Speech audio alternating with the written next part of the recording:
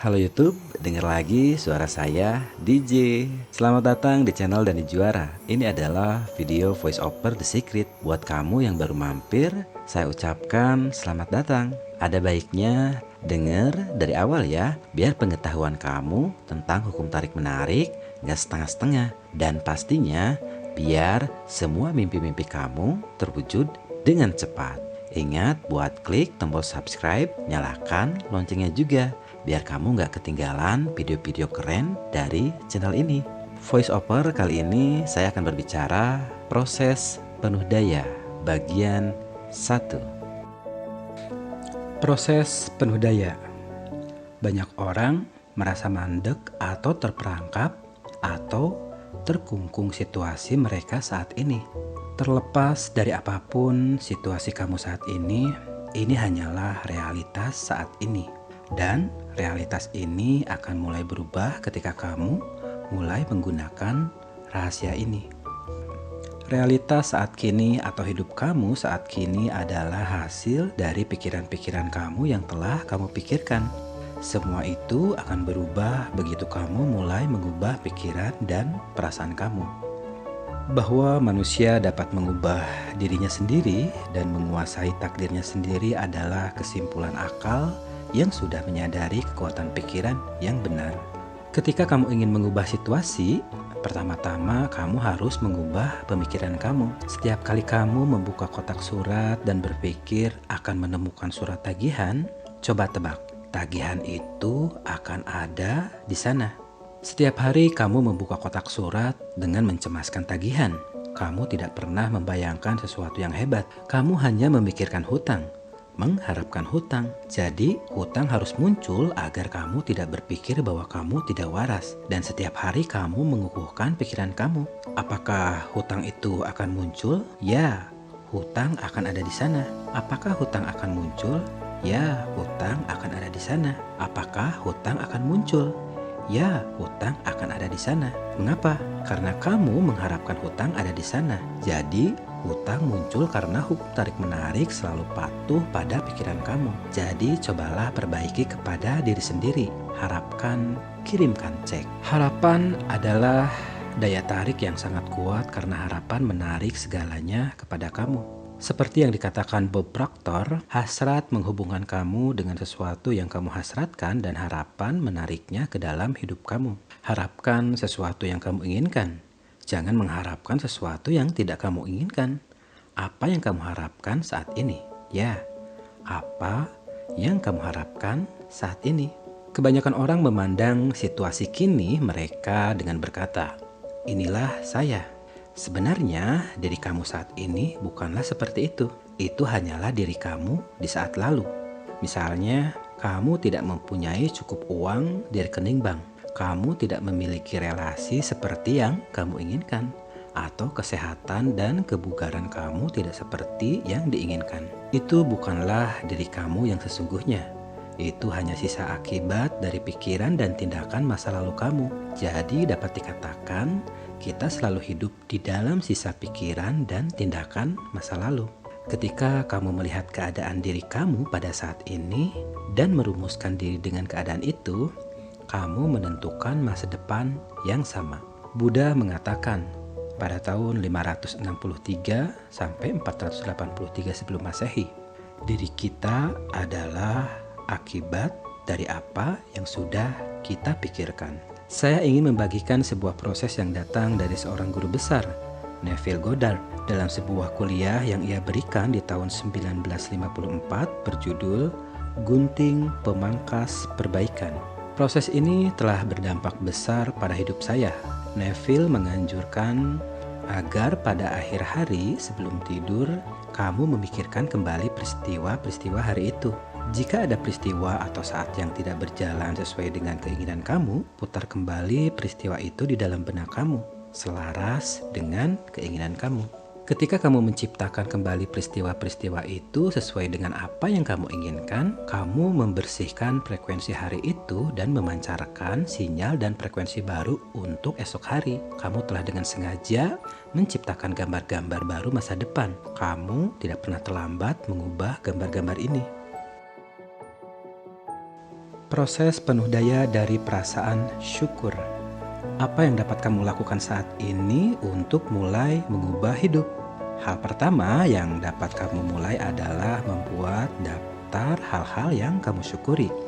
Ini akan memindahkan energi dan mulai memindahkan pikiran kamu.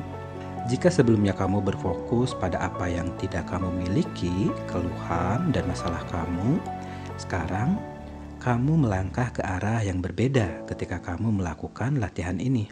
Kamu mulai bersyukur untuk semua hal yang menyenangkan kamu.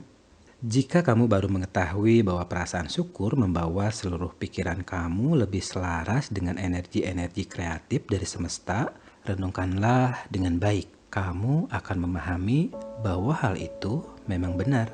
Syukur adalah jalan yang mutlak untuk mendatangkan lebih banyak kebaikan ke dalam hidup kamu. Ketika setiap pria mengetahui istri mereka menghargai hal-hal kecil yang mereka lakukan, apa tindakan mereka? Mereka ingin melakukan hal itu lagi. Ini semua soal penghargaan. Penghargaan akan menarik segalanya. Penghargaan menarik dukungan. Apapun yang kita pikirkan dan syukuri, kita akan mendapatkannya lagi. Bagi saya, syukur adalah suatu latihan yang penuh daya. Setiap pagi saya bangun dan berucap terima kasih.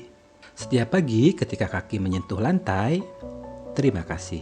Kemudian saya memulai memikirkan apa yang saya syukuri sambil menyikat gigi dan melakukan hal-hal yang biasa saya lakukan di pagi hari. Saya tidak hanya memikirkannya sambil melakukan hal-hal rutin, tetapi saya juga mengungkapkan dan merasakan perasaan-perasaan syukur itu. Saya tidak pernah lupa hari ketika kami merekam James Ray yang menceritakan latihan syukurnya yang penuh daya.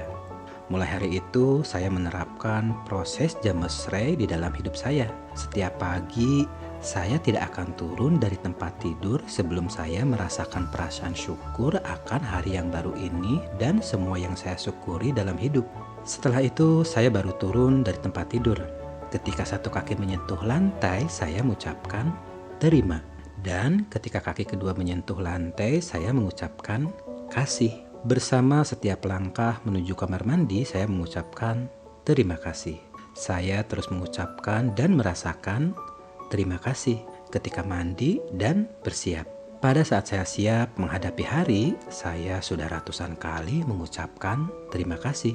Ketika saya melakukannya, saya menciptakan hari saya dan semua yang terkandung di dalamnya. Saya menetapkan frekuensi saya untuk hari itu dan sengaja menyatakan seperti apa hari yang saya inginkan. Dan bukan sekedar terantuk-antuk keluar dari tempat tidur dan membiarkan hari mengendalikan saya.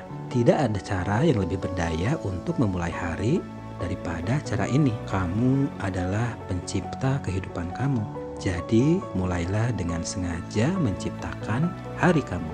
Syukur adalah bagian mendasar dari ajaran-ajaran guru besar sepanjang sejarah. Dalam buku yang mengubah hidup saya, The Science of Getting Rich, ditulis oleh Wallace Wattles di tahun 1910, syukur adalah bab yang terpenting.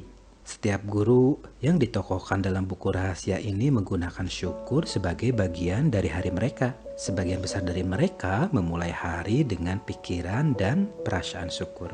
Joe Sagerman, seorang pria yang luar biasa dan wirausahawan yang sukses, menonton film The Secret dan menghubungi saya.